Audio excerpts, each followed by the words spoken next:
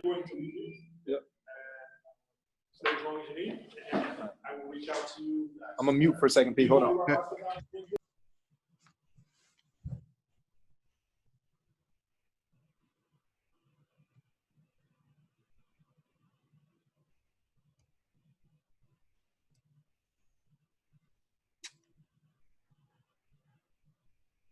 Is it good if I go live? Okay.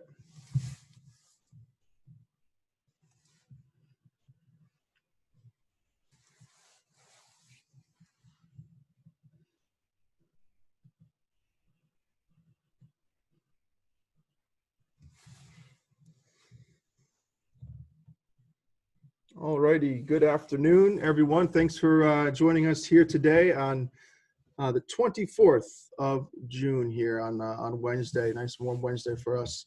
My name is PJ Prunty. I'm the president and CEO of the Greater Danbury Chamber of Commerce. I'm fortunate to be joined first and foremost by Teyonte Best, a Danburian through and through, proud Danbury High grad, a role model father to three beautiful girls, of which I understand he makes breakfast for each morning. I wonder if that's still the case. If not, I'm still waiting for the invite for breakfast. And then we also have Jamel Farmer and Angelo Marrero as well in the background. Teyonte, welcome. How are you and the family doing? Pete, thank you for having me. I appreciate it. And we can have breakfast post-COVID. You can come over, you and your wife and the boy. But yeah, things are well. I'm here with Jamel, Angelo, and Solomon as well. We're here at the Danbury Police Station. We were meeting with Chief Rittenhauer, following up on the Black Lives Matter protest here in Danbury. We just wanted to address some of our own questions and concerns between the Black community and the Danbury Police. And we wanted to make sure our goals aren't just hollow. It's easy to stand in front of 3,500 people and preach to an audience that supports what you're saying. But you have to follow through with what everybody's concerns were, which are building a bridge between the Black community in Danbury and the local Danbury police. Excellent. That's great. I mean, it's very timely for our conversation as well. So you were at both protests earlier this month that took place in downtown. What were some of your thoughts, takeaways from the protests, and in our community, but also throughout the nation as a whole? One, I'm extremely happy that this call is happening right now, because we have Solomon James, who was at the forefront of putting this protest together. Right. And everybody who when they first heard about the protest, they automatically assumed that it was someone from the older Black community in town, 50 plus. No, Solomon came through. What year did you graduate from DHS, Solomon? 2018. So he just graduated from DHS 2 years ago. a young buck. Put together this protest that built so much momentum. And his teacher. Yeah, right. And he's sitting here beside his high school teacher as well. And all four of us are born and raised in Danbury. But going to that event, I was proud of Solomon. One, I got the chills when I first showed up, because I knew that everyone there was there for me, right? Specifically for me. So the Black community is angry and frustrated because we are George Floyd. We've all been in situations like that. Unfortunately, it happens at a young age. For me, that experience happened at 12, just like that. So when I went to that protest, I knew that everybody there would make sure that wouldn't happen to me again. Here in Danbury, I'll say, so some of my family's from the Ridge, and you're from here, so the stereotypes that come from growing up in the projects or going there is rough. It's the inner city, it's the projects. But we were there late 90s, playing basketball at the school. It's sun goes down. Few cops come walking towards us, and they say, "You guys are vandalizing the school." And I said, just being myself, like, man, we're not vandalizing the school. We would never do anything like that. And he says, "On your knees." And on my knees, man. What do you mean? And he said, "On your face." And then I told him, "I'm 12. My cousins here, they're 12. Then he put me on my face in the dirt in that nasty school parking lot. and he ran his hands through my hair, ran his hands through my waistline and my socks. Then he did it to my cousins. One of my girl cousins, he put his hand up her bra strap just to make sure she didn't have anything in there. And then he said, these kids don't have drugs, and they left. So No, these are real world experiences that. right. So that protest was to prevent stuff like that from happening here again. So you're a father. If your son came home and said to you, that just happened to me while I was playing basketball at Richter Park, what would you do? Yeah, I'd lose my mind. Right. And it's just, So it was important. It was important for me to go to that protest because I needed to see who would support me if that happened again, or who could help me prevent it from happening again. So it was powerful being there and seeing. yeah, powerful is an excellent word. I mean, the hair in the back of my neck stood up when I saw the amount of people that were down there. It was just really was incredible. Yeah. So as a native Danburian, and all four of you are, you know how diverse this city is. And I'm of the mindset that the diversity is really one of our strongest assets.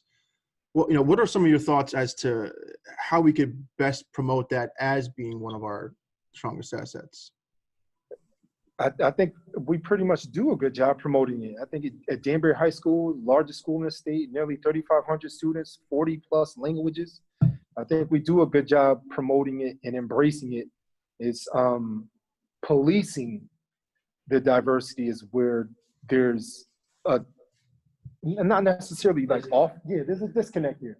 So we need to have a constant line of communication, or even just a good relationship with our local police who embrace the Black community, Spanish community, Brazilian community, Portuguese community, Middle Eastern community. That way, everybody is seen as a person, not as a stereotype for what their race is.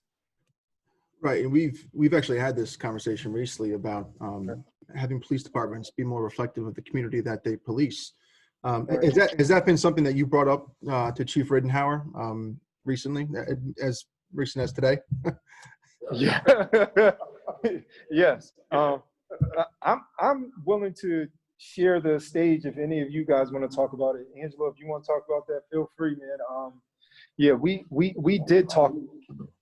We did talk to Chief Rittenhauer about inclusion with the Black community and how it could help prevent unnecessary situations. Angela, if you want to talk about something, feel free.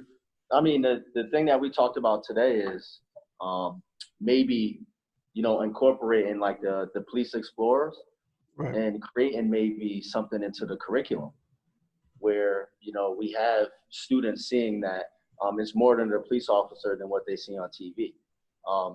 And I mentioned the flex period that we have, if we can probably start it there. Me and the police chief are going to reach out to Kevin Walston and talk about, is there something that we could create like a ROTC? right. You know what I mean? So we could create a class that, we can bring to the curriculum. And it could start small before we actually incorporate it into the curriculum and stuff like that, because that's kind of way over our heads. But if we could start small and just maybe, we talked about using the flex period that we have at Danbury High to get Officer Morlock involved, but not just Morlock, but bringing in other officers where they can share their experiences of being a police officer, so that can kind of help kids see that there's more than a police officer than what they see in the George Floyd situations, or the Trayvon Martins and all that type of things that have been going on. So that's one thing that we're gonna try to bring to the table down the road. And I'm gonna talk to Walston.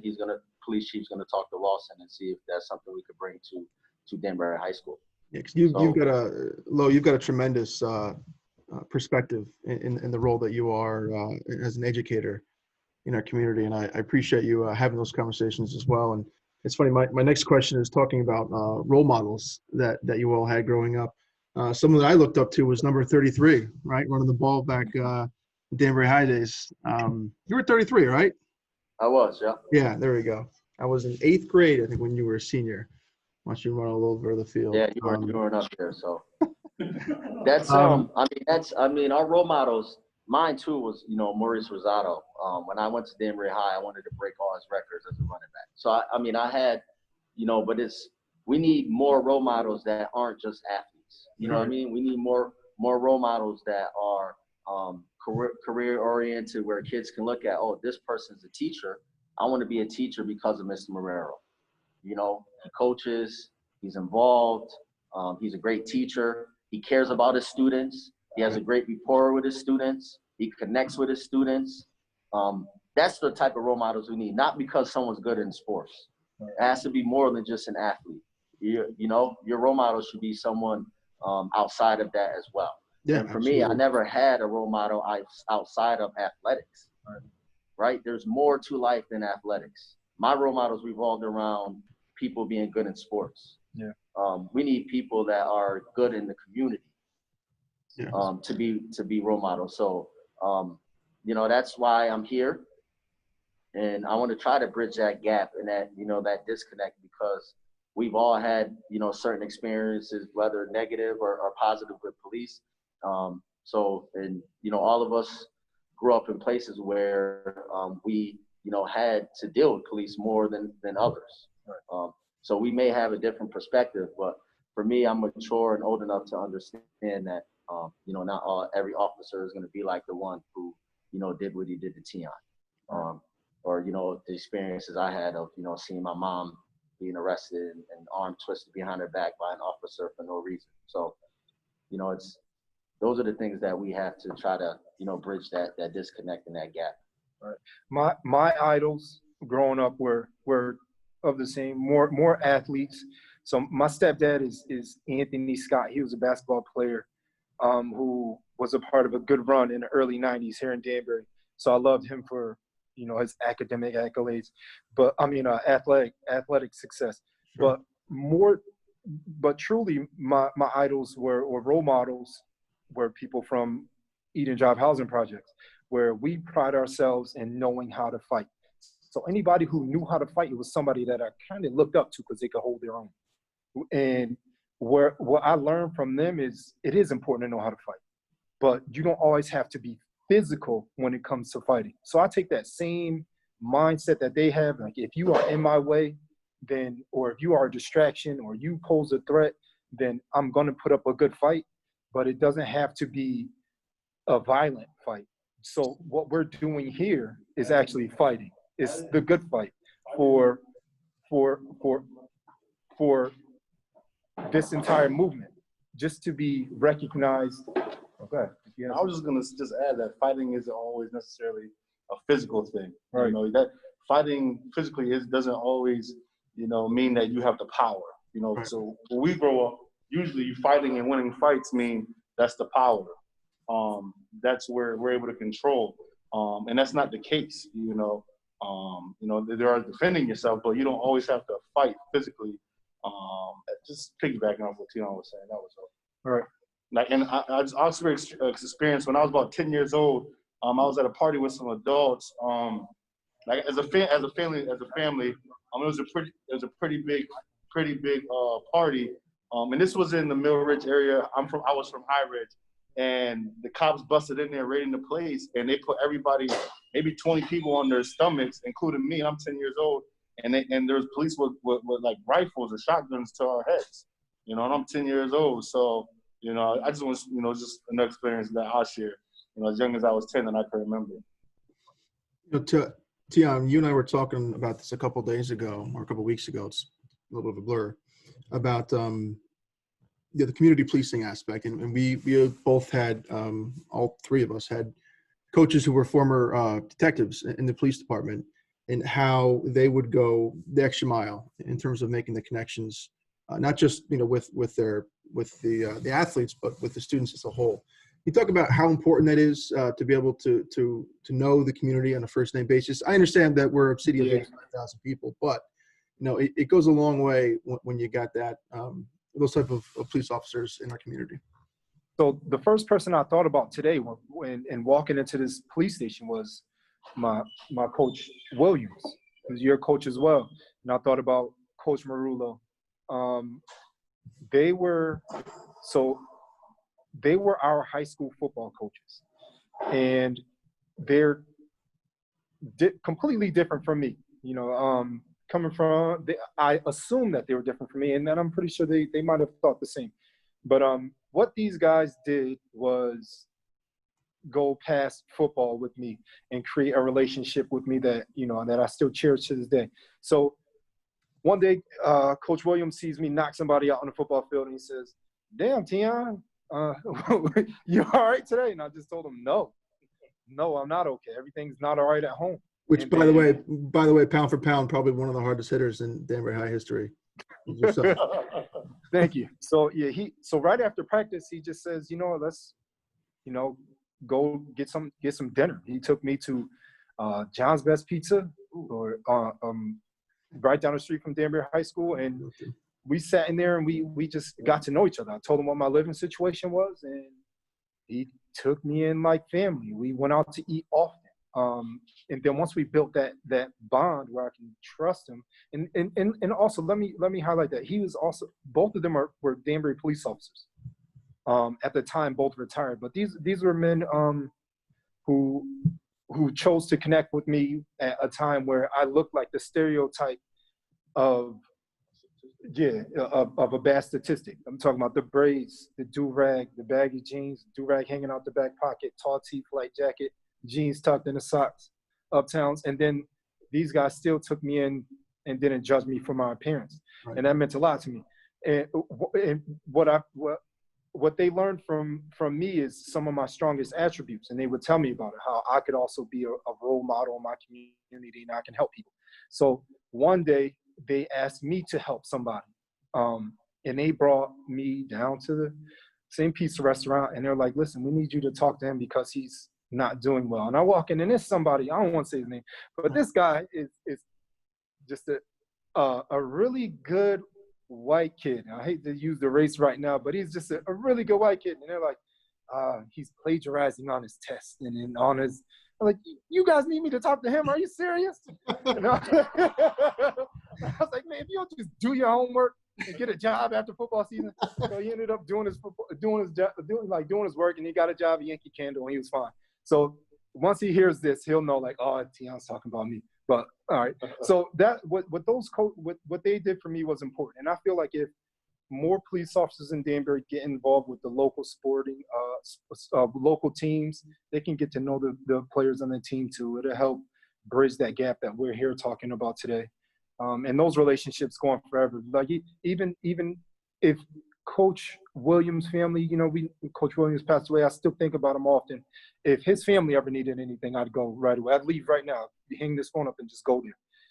If Coach Marullo needed anything, I go to support him in any way. So once you just become a family, it's more than just what presents itself at the surface. Those kind of relationships are important, and then we just got to continue to create them. Well said. I appreciate that. For those that are joining us, you guys are welcome to submit a question through the chat box there down at the bottom. Make sure you give a really hard, tough one, especially to Jamel. He really likes hard questions. Make him stop. So look, you touched upon this sort of in your opening comments, but I think it's worth going back on revisiting. With such a tremendous spotlight cast on racial tensions here in our country currently, and the conversations that are being had, you know, both now and in other parts of our community, how do we work towards meaningful and actionable change? I know that's part of the conversation we had today with the chief, but the last thing that we want to do is see this monumental effort to affect change just wind up getting stuck in neutral. So how do you see us making real change and really continuing to drive this conversation forward? Everybody's got to be willing to listen to other people's stories. That's the first thing. Just listen without a biased opinion and get to understand other people's plight. We aren't all the same, and just because we're different doesn't mean that I'm better than you or you're weaker than I am. And then in addition to that, like, the reason why we are here is because the tension between the Black community and the police. And one way to do it is to help that situation is to get to know each other on a first name basis. So what Angela was talking about was hiring these young Black women and men as the police explorers. And then at 14, they would get to know the police officers, perhaps do a ride along, get the opportunity to go to roll calls. They'd also be with them on campus at DHS. That kind of relationship. So if these guys are at the Ridge playing basketball like I was, and this police officer shows up and he got a call that there was something going on at the school, somebody's vandalizing the school. He shows up and it's one of the police explorers. They go, "Oh, that's my cop right there." Like, were you up here vandalizing school? No. All right. Did you see anything? No. So now It's a instead of much, them it's putting a their much face different in the experience. Right, exactly. than what I had. Right. So their face won't be in the dirt. They won't have someone's, hand going up their bra strap. They won't have a traumatic experience like what I went through with my cousins.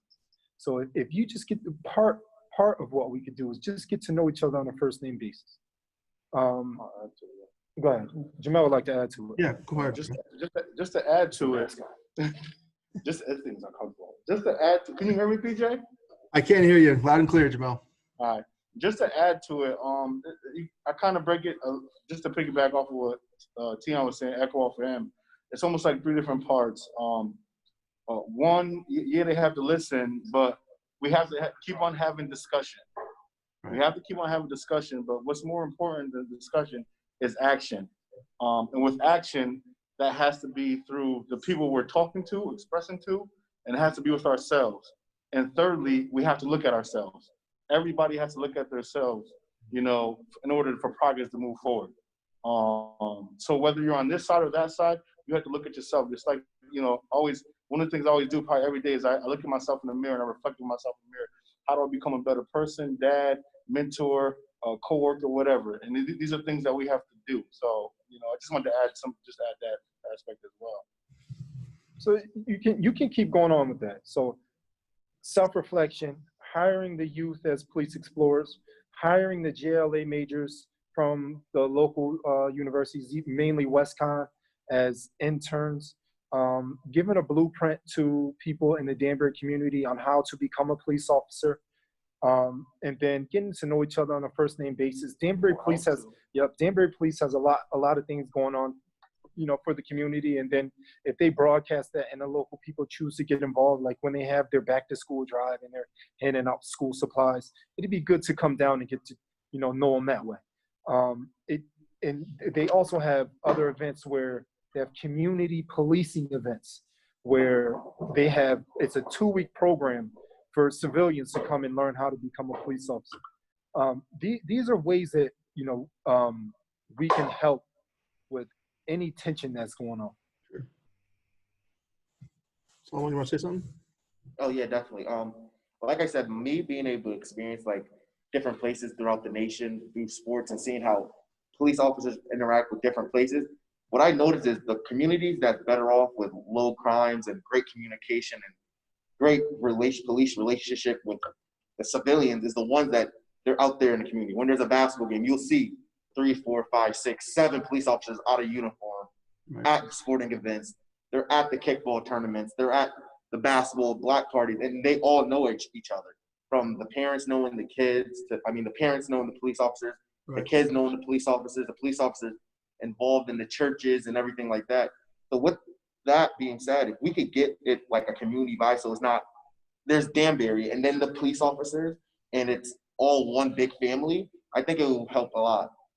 Yeah, no, that's very well said. It goes a long way. So Tion, I'm sort of curious on a personal level. Best Camp, have you been doing that over the past year? I mean, this year it might be challenging with some of the COVID restrictions, but can you talk a little bit about Best Camp and some of the goals and objectives that you guys look to accomplish? Sure. Best Camp, we created Best Camp so Danbury football players can have great workouts, speed and agility workouts to enhance their game. And it was also, I knew that I had relationships with professional athletes where I can introduce them to the locals, and they would get motivated and also they have a relationship with guys who play in the NFL too, who can just tell them how to enhance their game. So in addition to that, it was a way that I knew I could use football as a bridge to talk to these high school students about their academics.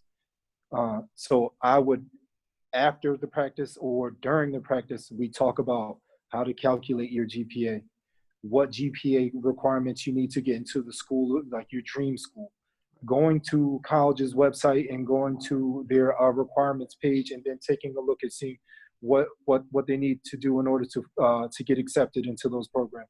So I was also trying to create a feeder system from Danbury High School to Westcon as well. That's still in the works as the coach has changed since we started. But I wanted to use Best Camp to help out academically and with sports. And then over time, I started working with Deo too. And it went from having like 3 kids my first year to having a few hundred kids to participate the last year. And like 2 years ago, we had a few hundred kids as well. It's going to kill me when I say this, but could you ever imagine working with Deo as a Viking? No, right? No, I never. And if anybody comes on the field with the Trojan gear, I have them take it off. No, I'm kidding. But it lives on after how many years? I love it. Yeah, my last year was 2000. 20 years later, I still don't like the Trojan. But yeah, man, Best Camp, I'm going to do this forever. Whether it's 1 kid or 200 kids, I'm going to help out any way I can. It is a help. Like, I could tell. I went to his camps multiple years. Yeah. And it's a big help, especially because he focuses on football and getting better, but at the same time, he helps you with so much more. And the things he tells you is real life. Like, some of the things that he told me when I was 15, 16 years old stuck with me. And I even told him, like, one of the text messages I sent him was like, when you told me this, it stuck with me through high school, like going through high school, getting ready for every season, going through college, and my season I got to play at Penn State. That's great. I love hearing that. All right, we just got a question. And sorry, did someone else want to say anything, or am I good? No. We just got a question from State Senator Julie Kushner. Thank you for joining, Julie. Appreciate continued support. She said, I've been working with my colleagues in the state Senate to move legislation that would address not just policing, but also other racial, that's another question that bumped it down, sorry. Other racial equity issues in education, housing, economic development. And her question is, do you think in this moment where there is a greater awareness of systemic racism, do you think these issues are connected? And that's education, housing, and economic development. Angelo, What is that? one more time. So yeah, sorry. So State Senator Kushner was talking about some of the work that she's doing in the state Senate to move legislation forward that wouldn't just address policing, but also other racial equity issues specific to education, housing, and economic development. And her question is, do you think in this moment, is there, with greater awareness, are those issues all connected? Education, and development. Education and what else? In housing and economic development. Connected in what way, though? In terms of the race issue as well. Do you feel as though there's that interconnectedness between those 3 issues: education, housing, and economic development? I mean, yeah. I mean, you know, you gotta think about socioeconomic issues. Poverty.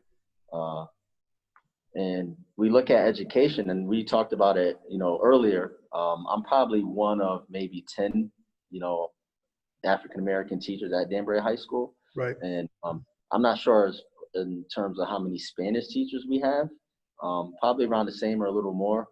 That's not reflective of our student population. So we have, 230 teachers, maybe 20 to 30 are minority teachers. And then if we look at, housing, if a kid is from a lower housing, area, he or she's gonna probably have more, issues in education than someone who grows up, over, near Richter Park or grows up, sure. in those type of areas, affluent areas. No, I'd have to agree with you, and that's part of the reason as to why, us as a whole, the chamber has decided to take part in this conversation because of what we believe is the direct connection between equity issues in terms of education, housing, all relative, definitely all connected. So I thank you, Senator, for that question. And we've got just a comment from Daryl Dennis, a good friend of ours. He said, let me start off by saying that as one of the old black guard in the Damien community, I'm very proud of each of you. It was powerful for me to see young people like yourselves willingly accepting the challenge of being a leader and organizing a voice for all to be heard. And Daryl, appreciate your comments. And we saw you down there in downtown as well. So it looks like I might have potentially lost Tion and Jamel and Angelo. So I'll give them a second to potentially hop back on. In the meantime, any other questions that we'd like to potentially pose to the gentlemen once they return? I'll pull the chat box up here.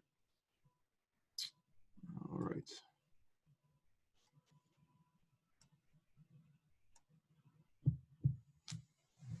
Maybe Tion's phone died potentially. Give him a shout.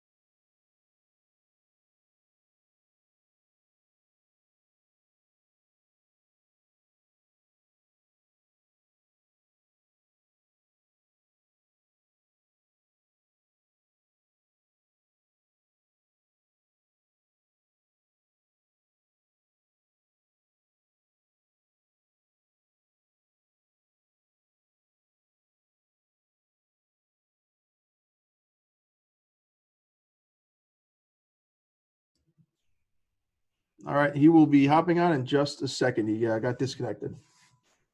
I guess the Wi-Fi at the police department needs to be addressed.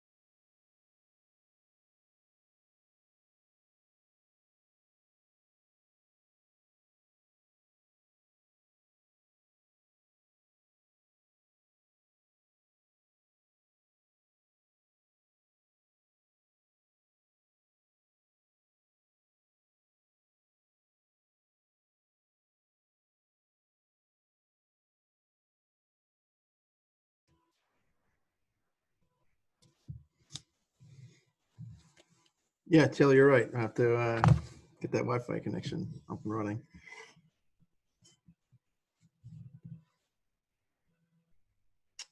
All right, and they're back. Excellent. Hello? All right, you guys are back up and running. Back up and running. Sorry about that. No worries at all. We just received another question too.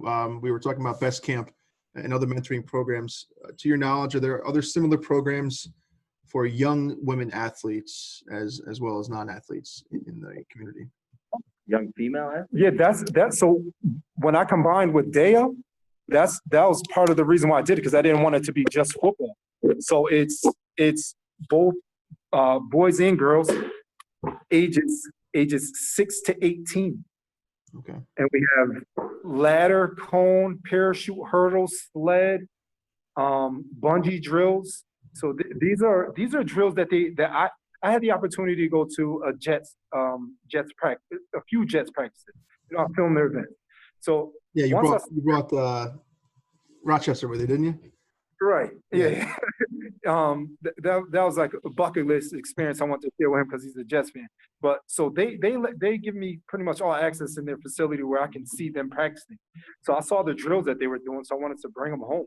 So this is exactly what the all-pro athletes are doing. All right, I'm going to do it with the youth in my community. All right, they're only 6 years old. It's kind of funny to see them with 2 parachutes tied up to them, but it's a great workout ethic. So to answer that question, they can bring the young girls to best camp, and I have 3 daughters, so it's important for me to have events for young women too, because in time, right now, if they bring their daughter who is 8 years old, and by the time she's in high school, another 6 to 8 years when she's a junior, my youngest daughter will be 8. Then I can ask her to train my daughter. Right. So it's again a bridge that I like to create in town. Lauren, thanks for that question. Appreciate it. This question is sort of more, again, kind of on the personal approach. Something that's I've always been impressed with you, and then even Angelo and Jamel as well too, is your guys' ability to strike a balance between work, your family life, so health, all that. I'm still learning that. Any tips? I mean, Angelo, I'm seeing you're going on these mile long hikes. It seems like every other day, but being able to also devote to your work and your education, your family. How do you find that perfect balance, or is there sort of a perfect balance between all those important factors of your life? For me, is about the relationship. I wouldn't have balance without Isabella. Yeah. So it's clear communication with her about our work schedules, our girls' academic schedule, their activity schedule, and then we're goal oriented and well organized. So we use a calendar and we put everything in the calendar, everything that needs to be done, and then our personal things that we need to do, if it's like working out or something like that, then it has to happen early in the morning or late after we do everything we need to do with our family. That's how we stay balanced. Yeah, I mean, it's time management. You gotta manage your time. And for me, I don't have any kids, or I'm not married or anything, so I have a lot more time to myself. And then with distance learning, I had to find a way to escape and just get away. And that was, it has been hiking. I've been hiking a lot more. I use the All Trails app, and I've been finding, these amazing hikes all around, Connecticut, New York. And it's just to get away. It's like my sanctuary when I get out there, man. It's a way to kind of clear my mind and take my mind off of things that are stressful. So it's a way to, de-stress. And, that's the thing with hiking. But when it comes to things like that, is you got to manage your time. And I had to do that big time with the distance learning, is finding time to, grade and create lessons, and, get on these Google Meets with students when you can, and if the students showed up and stuff like that. So it's managing time and finding time for yourself to do things for yourself, because your mental health is very important, as we know. And, finding ways to, relieve some of that stress is huge. And for me, it's been hiking, it's been working out. I've been doing a lot of outdoor workouts as well at Highland Park. Right. Nice that those are developed by the city. You got them at Rogers, at Highland, at Terrywell, at Bear Mountain. Those things are, they look like little obstacles for kids. But man, I do push-ups, pull-ups, dips. I got my bands. Just trying to stay in shape and stay healthy. Absolutely. Well said, Lo. Unless there's any more questions, you guys have anything else that you'd like to add, Jamel? And I want to go back to the question we had before we got disconnected. Sure. If you could restate the question for the audience. It was the one from our Julie Kushner. Yeah. Essentially, it was just talking about three components: education, housing, and economic development, and whether or not you thought that all three of these issues are connected, especially right now during a greater awareness of systemic racism. So before Jamel gets on, I'm going to be quick. Me being a teacher, I see it directly. So when I have parent-teacher conferences, the parents who show up are the affluent parents whose kids are doing well in school. 90s, 100s, probably don't need to come. Right. The students who are struggling right? The minority students who are struggling in my class, their parents aren't showing up. So we look at that there is very telling. And when I was studying to be a teacher, there was a survey, and it was success in school in terms of families that sat down and had dinner together. Kids were more successful in schools than the families that didn't. And you have to think, the housing and the economics and the poverty and being affluent, all that plays a part. So the kids who are not having those family dinners are probably the kids who are maybe living in poverty or a little more impoverished than the other families. So all that is interconnected big time, and we know that. Yeah, that's absolutely spot on there, though. So, also to piggyback on what Lo was saying was, I'm a licensed therapist, and as one of the goals. I gotta get going. Good seeing you, Thank man. you. Take care. One of the goals that I work on with families, like Mr. Murrow was talking about, is I'll assess their family dining. Like, are you guys eating with each other? And that's a goal that I will include in one of the goals when we're as we're doing therapy. But also, and I hope the senator's still up here so I could answer that question. Yes, yeah. Everything is connected. You think about me, Mr. Marrero, and Tion, and of course, and I know Solomon, Mr. James as well. We all shared experiences that we've been through as kids, young as 10, with the police. And so it appears that we are the targets, and we are the ones that are being attacked. We are the ones that are being incarcerated. And so when you think of incarceration, I think in most prisons, whether it's private or not private, most of the incarcerations, most prisons are by a significant amount, percentage-wise, are by African-American male, and African-American. And so when you think about that, now you're taking away, not just you're taking away men, and you're taking away another pair of income. Sure. And on top of that, if you talk about lower income housing, like housing projects, housing units, most of the time the males, families can't move there because they want their dads to be in the home, but they can't because they have a record. And some of these low income housing won't allow their dads to be in the home because of their records. So that takes away as well, and that's connected with the racial issue. So now African American males and females are being targeted, and now you're taking not only, it's like, what do you do? Do you choose to, as a mom or dad, vice versa, do you choose to be with your significant other and not have housing, or do you choose housing and not be your significant other? So you figure that, and because of that, again, we share the experiences of being young, and so now that talks about the school aspect. So now in school, you figure, well, if we're being attacked, then why do we need to? If nobody is basically aware of our situations or trying to figure out what's going on, what do we need to worry about school for? I just got hemmed up with the police officer when I was 10 years old. I'm not really worried about school. My dad or my mom may not be around because you arrested that parent. So, and then on top of that, I don't have other resources to help me. And sometimes teachers may get burnt out, and there's no one there for the extra help. So everything is it's all connected. Education, housing, incarceration, everything, and all of it is definitely around a lot of cultural issues and the racial the systemic racism. So I hope I answered it, and there's more we can in depth as well, because there's a whole bunch more. If the dads aren't around, that's a second income that's not there. If the dads aren't around, we also don't have support, someone to help us. And then on top of that, and then even if we're not even talking about lower income housing, you get into regular housing that's kind of affordable. How are you going to provide for that family if you're by yourself? Yeah. And certain target population being targeted, what it appears to be targeted. Because again, the numbers don't lie. In the prisons, they reflect the percentages are highly are African American. Yeah, and it's that ripple effect that you don't realize unless you actually dig deep and see exactly what you're saying, which they all are 100% connected. And she just mentioned, thank you for addressing these issues in this broad context.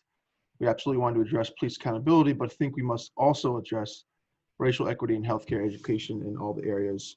And not just police as well, but also the court system.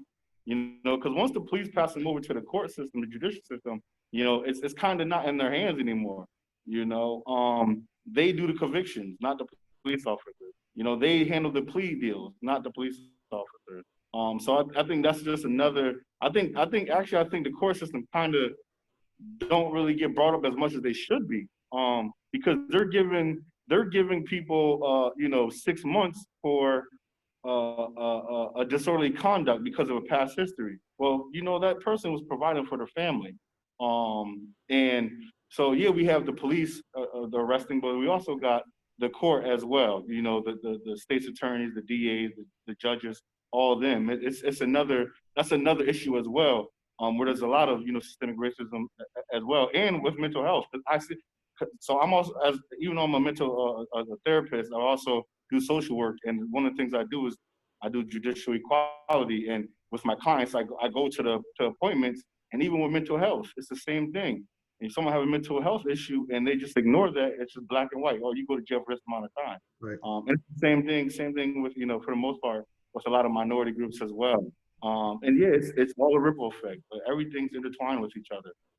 Jamel, I'm going to give you an opportunity for a shameless plug for Controlled Chaos. You want to talk a little bit about that podcast that you and Price do? Oh yeah, so me and Matt Price, we have or Matt Price and myself, we have a podcast called Controlled Chaos, and thank you.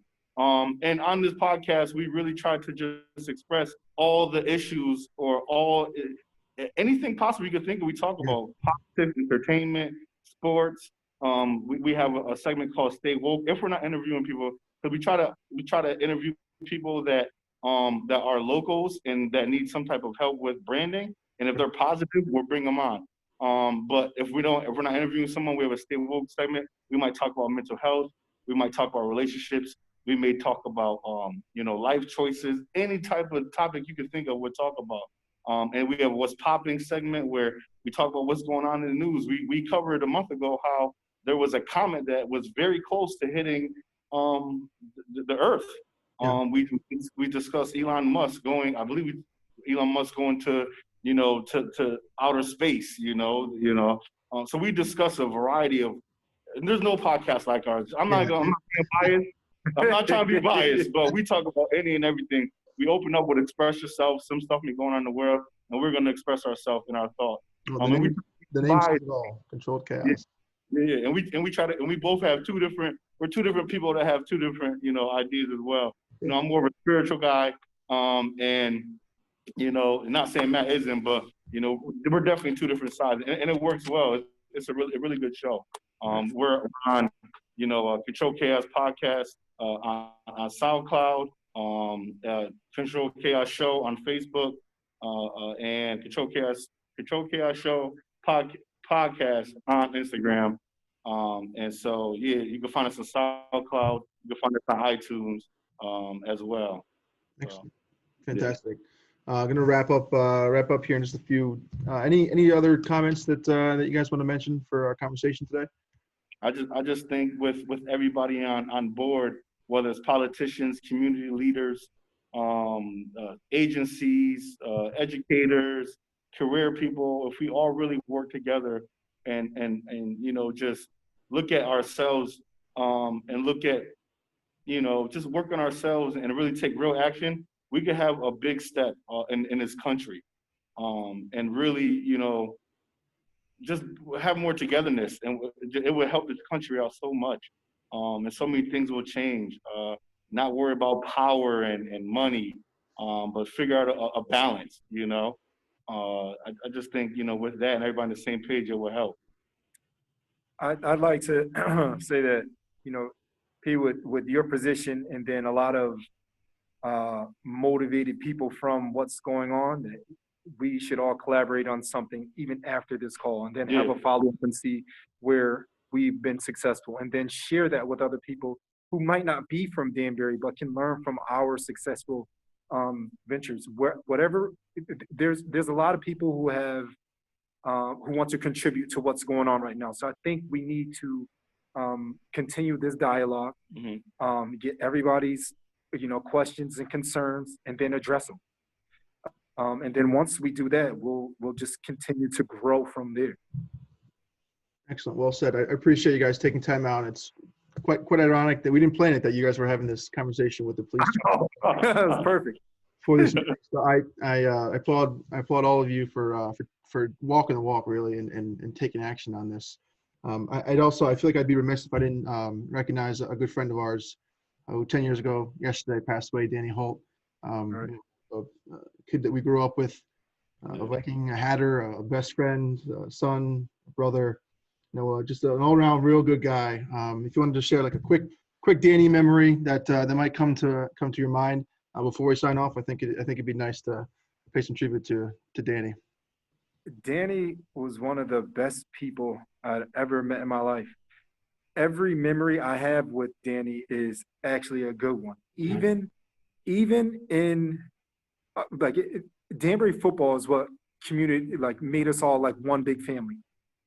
We were passionate about the game in general. So even if we lost the game to our rival, I could go to Danny and then talk to him about it. And somehow he convinced me that this was okay and that we have the next game or we have each other. I could share a few stories with Danny. One thing that I'd like to say about him is how he loved everybody. Yeah. If everybody treated each other the way Danny treated his community, we wouldn't be in these situations. He's just a great person, an overall great person. Much love to Coach Greg. His dad was my coach. His brother Jay, and then their brothers, Shamori and Ramel too. So I'm grateful for my time that I had with Danny. And